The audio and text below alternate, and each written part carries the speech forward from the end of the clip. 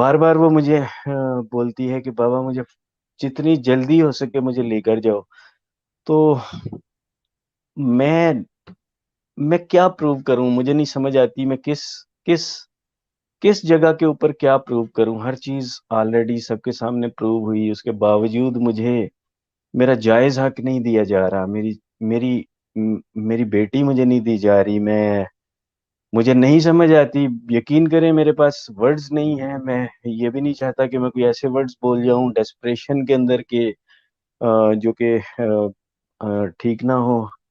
लेकिन मैं मुझे यकीन करें नहीं समझ आती कि मैं क्या करूं, किस जगह जाऊं, कौन सी अदालत का दरवाजा खटखटाऊं। मैं हर चीज लिए खड़ा हूं और अब बच्ची बच्ची मेरे साथ खड़ी हुई है, उसके बावजूद भी अगर मेरी बात नहीं सुनी जा रही तो मैं क्या करूं, कहाँ जाऊं। मैं एक रिस्पॉन्सिबल आदमी हूँ। तो मैं बच्ची मुझे लेटर्स देती है, मैं वो पहले चाइल्ड प्रोटेक्शन के ऑफिसर के हवाले करता हूँ। उन्हें कहता हूँ कि आप इन्हें पहले एक दफा देख लें। वो गिफ्ट्स भी होती हैं उसके अंदर, उसकी ड्राइंग्स भी होती हैं। कभी वो ब्रेसलेट बना देती है छोटा सा माँ के लिए, कभी सिस्टर के लिए। मैं हर चीज जो वो देती है मैं as it is child protection के हवाले करता हूँ, ताकि एक एविडेंस रहे कि ये बच्ची ने दिए हैं। और मैं उसके बाद मैं वो जो चीजें होती हैं वो मैं चाइल्ड प्रोटेक्शन वालों से रिसीव करता हूँ। तो चाइल्ड प्रोटेक्शन इस चीज का गवाह है।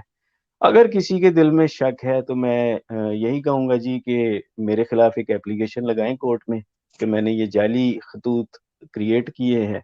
अगर आप में इतनी करेज है तो आइए एक एप्लीकेशन लगाते हैं और फिर डायरेक्टली बच्ची को कोर्ट में बुला के पूछते हैं कि ये बेटा ये खतूत ये चीजें आपने दी हैं या आपके बाप ने जाली क्रिएट की हैं। तो सारा दूध का दूध और पानी का पानी हो जाएगा। अगर इनमें इतनी करेज है तो बिल्कुल आइए। इन्होंने भी जी, मुझे पता चला इन्होंने भी क्रिएशन की है जी। मैं इनसे इनको चैलेंज करता हूँ कि वो अपने खतूत जो हैं वो पेश करे कोर्ट के अंदर एज एन एविडेंस के बच्ची के हाथ के मैं लिखे हुए यही हैं।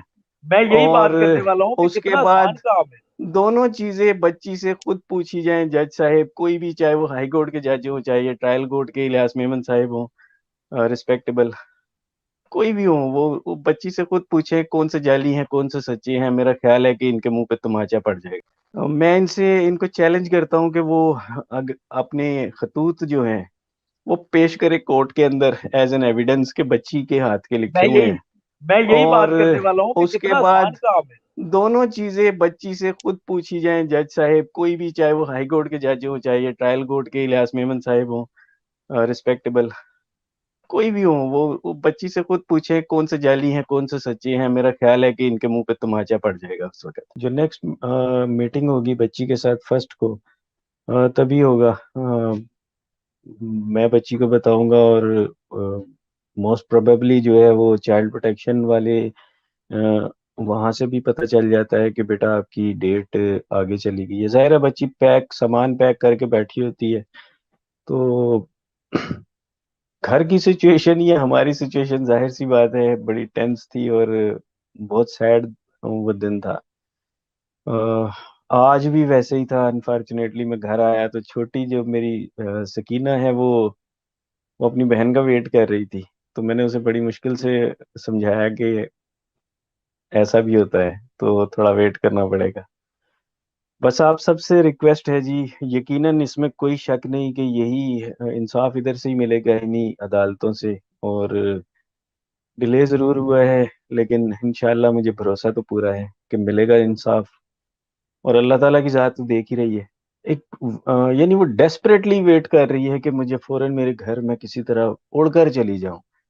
और तमाम उसके जो खुशगवार यादें जो उसकी घर की, रिलेटिव्स की, क्लोज, वो सारी वो बहनों की वो है, वो सब वो याद करती है और बताती है छोटे छोटे इंसिडेंट्स।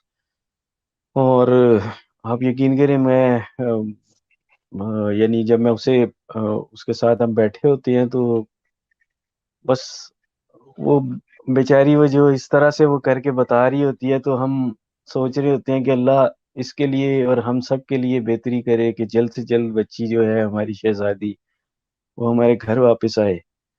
और हमारा घर वैसे ही आबाद हो जैसे पहले हुआ करता था। आप सब जिस तरह से दुआएँ करते हैं और स्पेशली आप सब सहाफ़ी हज़रात, मीडिया पर्सन्स जिस तरह से अपना किरदार अदा कर रहे हैं और मैं बहुत मशहूर हूँ आप सब लोगों का।